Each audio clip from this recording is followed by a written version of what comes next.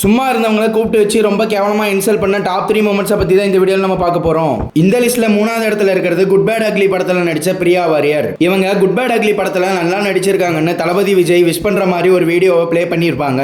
Good bad ugly தான் செம்மையா பண்ணிட்டீங்கம்மா. இதை பார்த்து அவங்க ஹாப்பி ஆகுற டைம்ல அது ஏஐ வீடியோன்னு சொல்லி பயங்கரமா இன்சல்ட் பண்ணியிருப்பாங்க.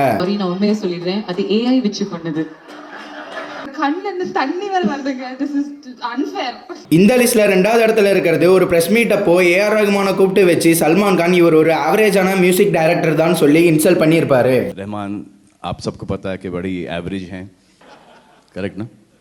இந்த லிஸ்ட்ல நம்பர் 1 இடத்துல இருக்கிறது டெல்லு ஸ்கொயர் படத்தோட ஆடியோ லான்ச் அப்ப ஸ்டேஜ்ல பேச வந்த அனுபமாவை அங்க இருந்த என்டிஆரோட ஃபேன்ஸ் அவங்கள எப்படி ட்ரீட் பண்றாங்கன்னு நீங்களே பாருங்க.